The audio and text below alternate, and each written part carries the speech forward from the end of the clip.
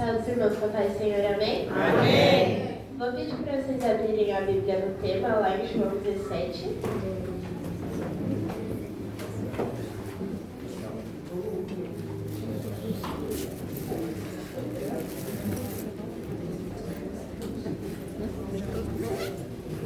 Eu vou ler a partir do versículo 14, que começa falando assim: Dei-lhes a tua palavra, e o mundo os aborreceu, porque não são do mundo, assim como eu não sou do mundo.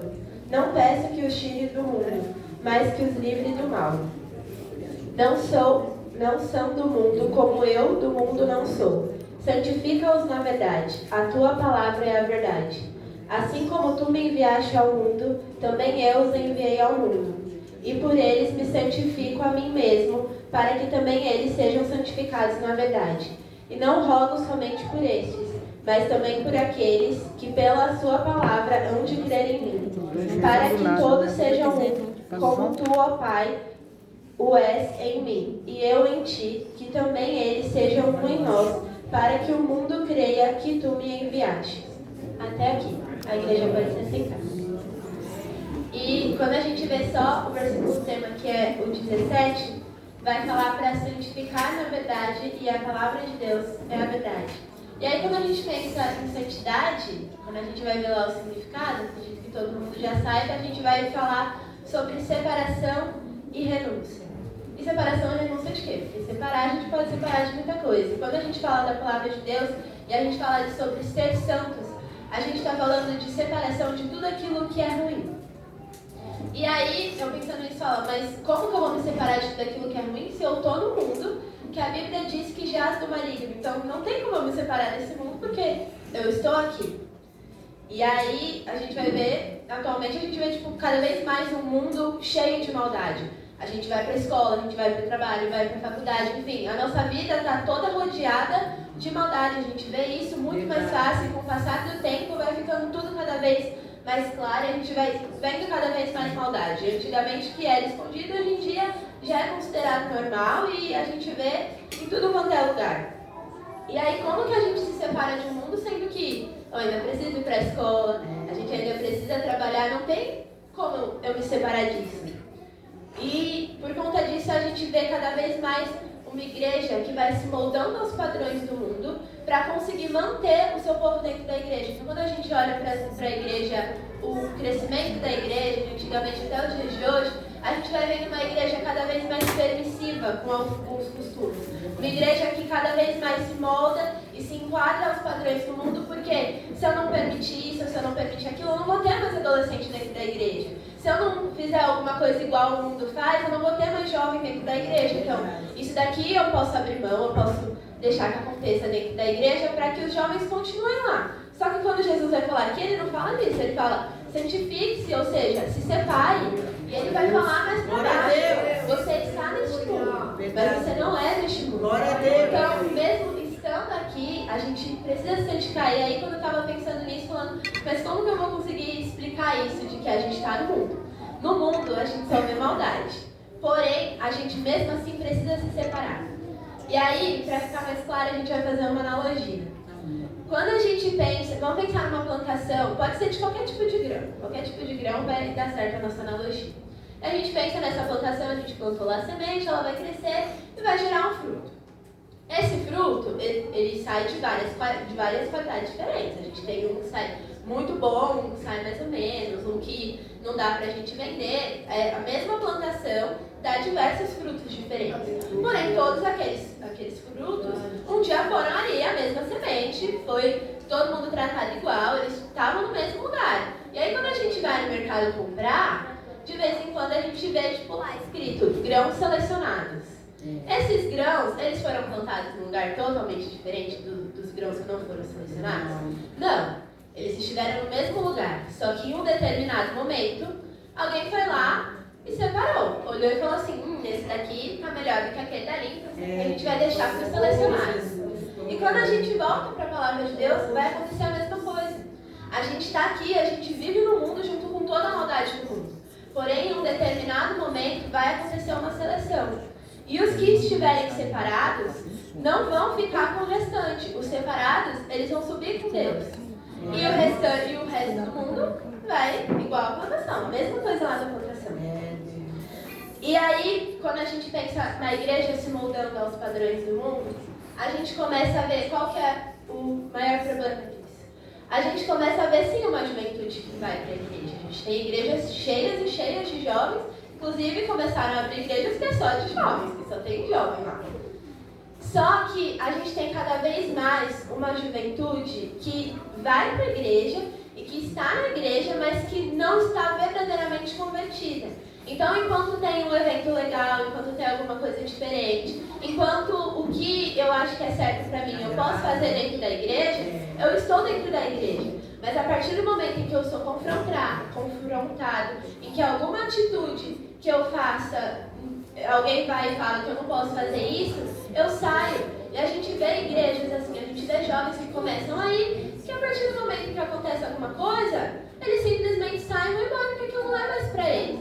A gente não vê mais jovens que verdadeiramente estão convertidos. A gente vê jovens que estão ali, firmados na areia, que enquanto está tudo certo, está tudo bom, ele continua lá. Porém, quando passa qualquer ventinho, leva ele embora, porque ele não se firmou na palavra, que é o que vai falar, o que fala o tema, de se santificar na palavra.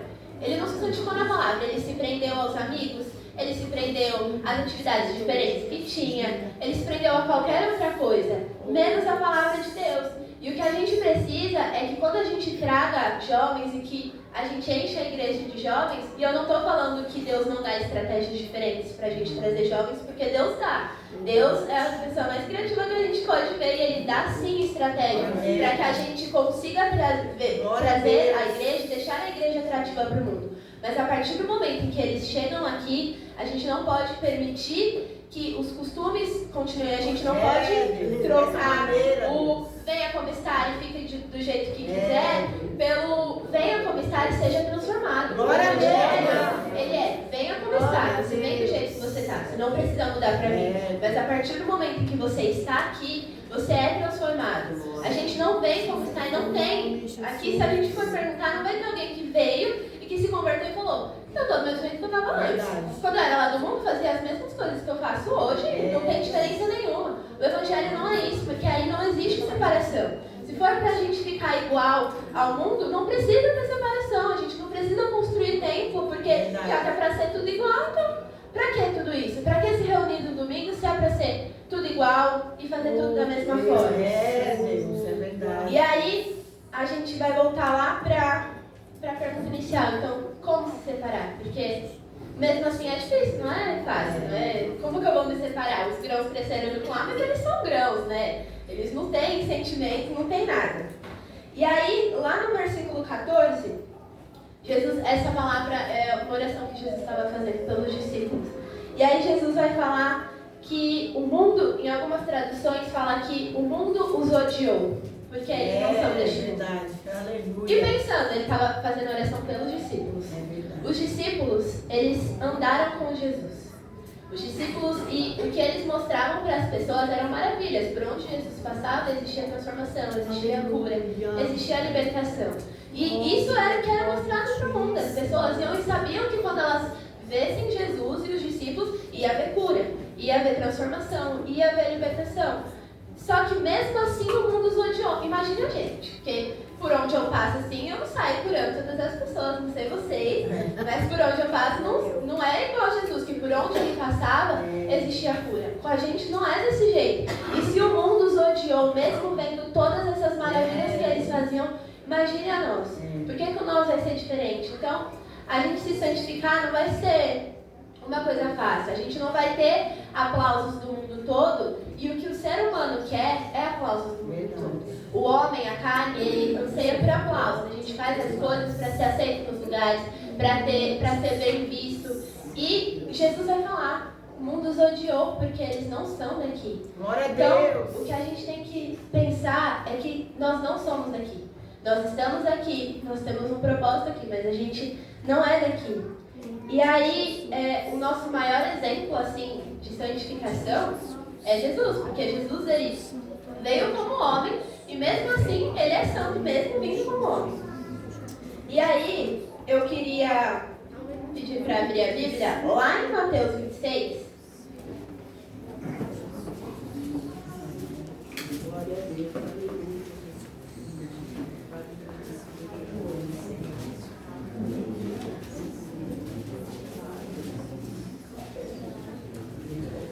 A partir do versículo 36, que vai falar assim: Então chegou Jesus com eles a um lugar chamado Getsêmani e disse a seus discípulos: Assentai-vos aqui, enquanto vou além orar. E levando consigo Pedro e os 2 filhos de Zebedeu, começou a entristecer-se e a angustiar-se muito. Então lhes disse: A minha alma está cheia de tristeza até a morte. Ficai aqui e velai comigo. E quando um pouco mais para diante, prostrou-se sobre o seu rosto, orando e dizendo: Meu Pai, se é possível, passe de mim este cálice. Todavia, não seja como eu quero, mas como tu queres. E voltando para os seus discípulos, achou-os adormecidos e disse a Pedro: Então, nem uma hora pudeste velar comigo? Vigiai e orai para que não entreis em tentação. Na verdade, o espírito está pronto, mas a carne é fraca. E indo segunda vez orou dizendo: Pai meu, se este cálice não pode passar de mim, sem eu beber, faça-se a tua vontade. E voltando, achou-os outra vez adormecidos, porque os seus olhos estavam carregados. E deixando-os de novo, foi orar pela terceira vez, dizendo as mesmas palavras. Então chegou junto dos seus discípulos e disse-lhes: Dormi agora e repousai. Eis que é chegada a hora, e o Filho do Homem será entregue nas mãos dos pecadores.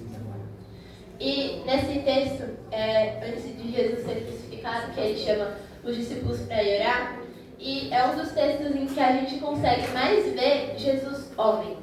Porque é o momento em que Jesus sente todo o peso do mundo sobre as costas dele, e ele sabia qual era o propósito dele, ele tinha convicção para que ele tinha vindo até a terra. Mas ele sente todo o peso do pecado do mundo nas costas dele. E ele vai orar e ele vira para Deus e fala: Deus, se for possível, passa de mim esse cálice. Mas sobretudo seja feita a tua vontade. Por que ele vai depois, ele vira e fala: mas sobretudo seja feita a tua vontade? Jesus, ele tinha certeza do propósito dele. Então, quando vem o Jesus carnal e vira e fala: passa de mim esse cálice, logo em seguida, ele já sabia o propósito dele, logo em seguida ele já vira e fala: mas sobretudo seja feita a sua vontade. Porque quando a gente pensa que a gente tem uma caminhada eterna, porém a gente está aqui na Terra por, vamos lá, no máximo uns 100 anos assim. E a gente fala 100 anos pela eternidade, tipo, nada, né? 100 anos comparado à eternidade não é nada. Porém, a gente vivendo 100 anos é muita coisa. Eu tô aqui na Terra há 19 anos e, assim, eu já considero um pouquinho bastante.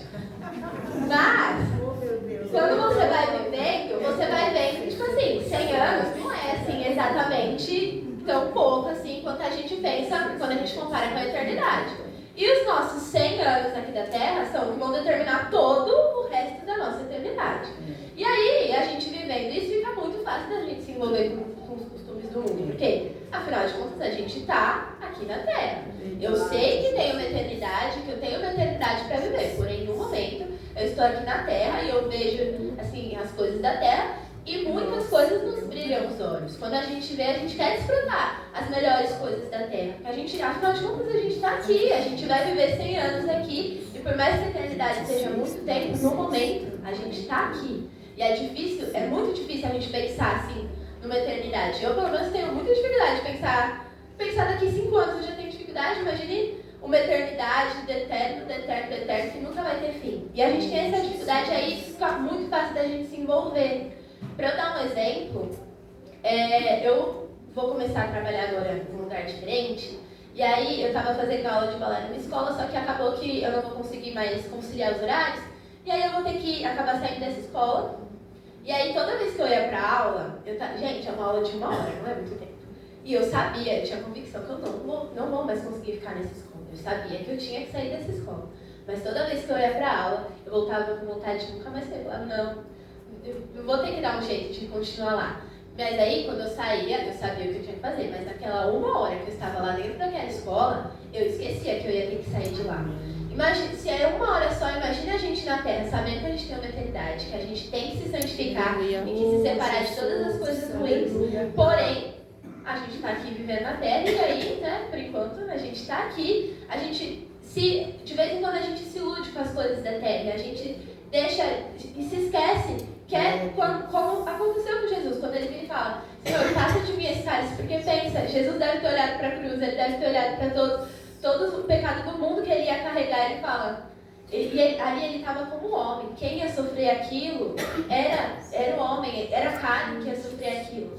Mas a gente tem que ter convicção do nosso propósito. E aí você pode virar para mim e falar, tá bom, tem que ter convicção do nosso propósito, porque desse jeito fica mais fácil de eu me santificar e tudo mais, você já falou isso. Porém, qual que é o propósito de Deus para minha vida? Porque eu não sei, então vai ficar um pouco difícil. E aí, eu vou lá em 1 Tessalonicenses.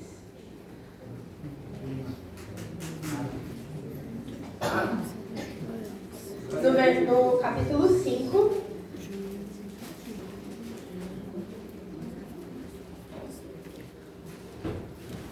A partir do versículo 9. Fala assim: porque Deus não nos destinou para a ira, mas para a aquisição da salvação, por nosso Senhor Jesus Cristo, que morreu por nós, para que vigiemos, quer durmamos, quer vivamos, juntamente com Ele. Até aqui. E aí, eu te falo, o maior propósito que Deus tem para as nossas vidas é a salvação.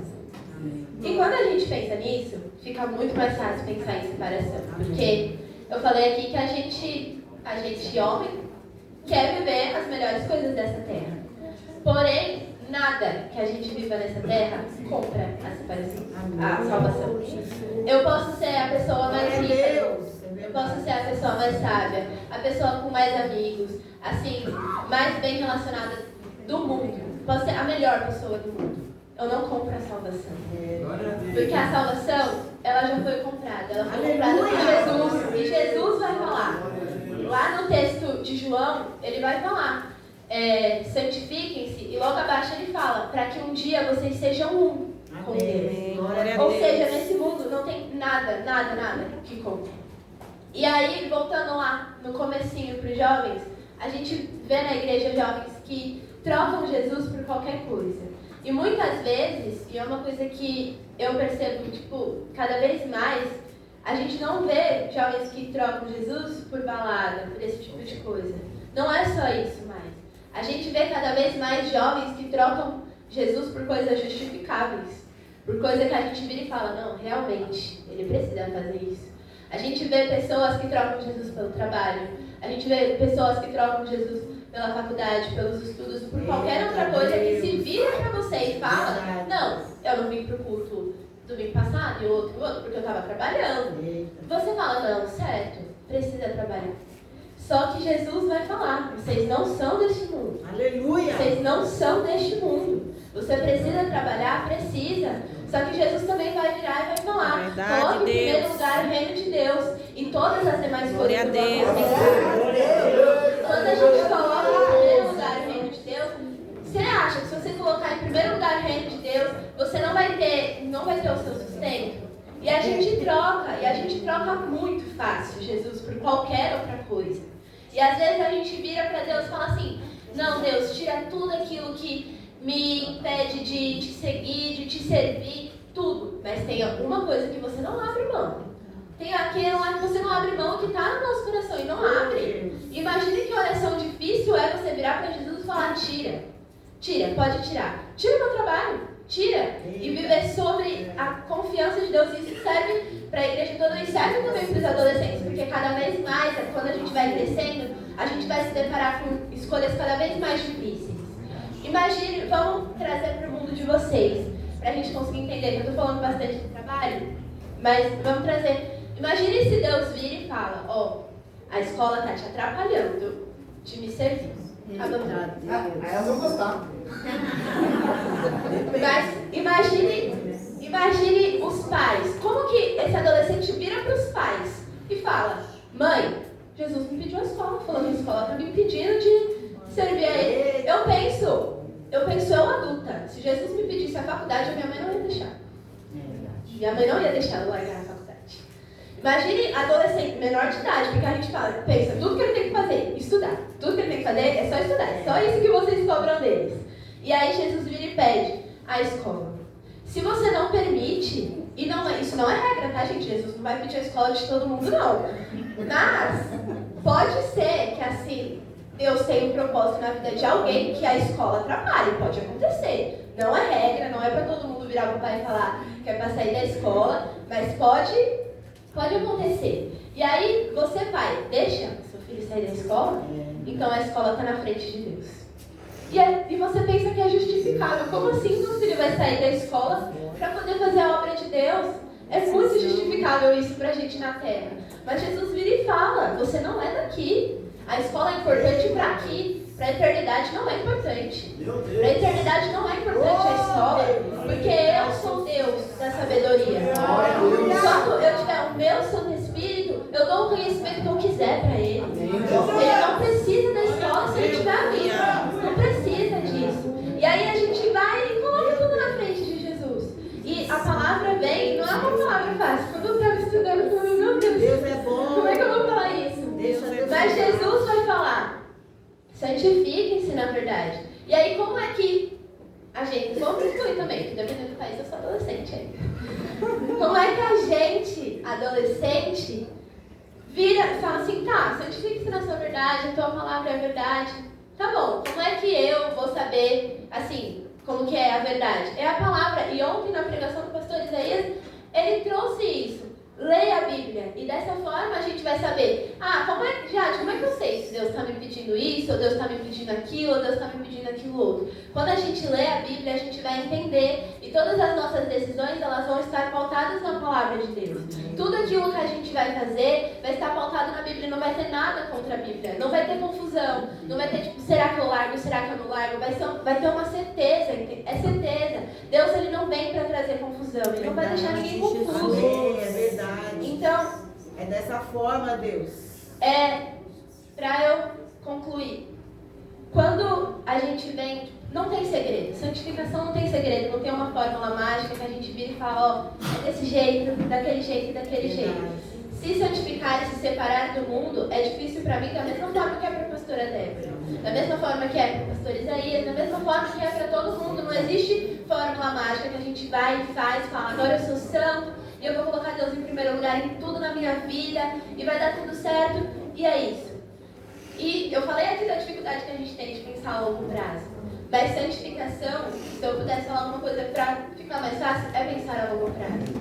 É a gente pensar que a gente vai sim caminhar uma vida de 100 anos, em que a gente vai abrir mão de muitas coisas que os nossos olhos brilham, porque a gente está na terra, os nossos olhos brilham por muitas coisas. É a gente viver esses 100 anos de separação e de abdicar um monte de coisa para que a gente viva uma eternidade com Deus. Para que a gente viva uma eternidade muito melhor do que qualquer outra eternidade, e uma eternidade que qualquer vida muito boa e qualquer vida... Assim, a melhor vida, pensa assim, naquela pessoa que você fala, se eu tivesse a vida daquela pessoa, nossa, como eu ia ser feliz. Se eu tivesse aquela pessoa, se eu tivesse o dinheiro daquela pessoa, as amizades daquela pessoa, se eu vivesse como aquela pessoa, eu ia ser a pessoa mais feliz do mundo. Não compre. A vida que você terá se você abrir mão de tudo aquilo que a palavra é de Deus. E aí, pra gente descobrir o que é esse tudo aquilo que eu tô falando, porque é muita coisa, é a palavra de Deus. Então, acho que a mensagem de hoje é a gente pensar a longo prazo e lembrar que, apesar de nós estarmos aqui, nós não somos daqui.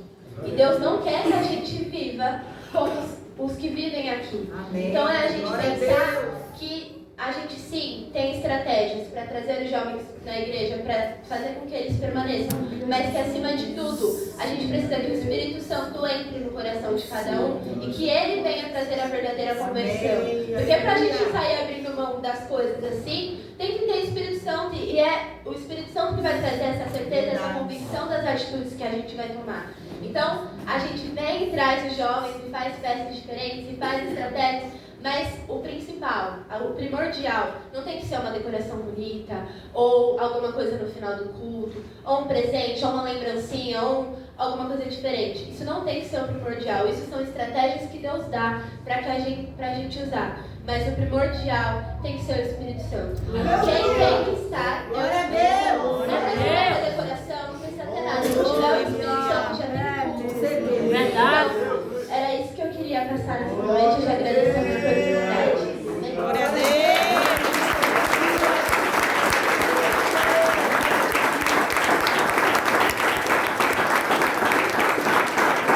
Glória a Deus, né, por essa palavra. Eu gostaria de chamar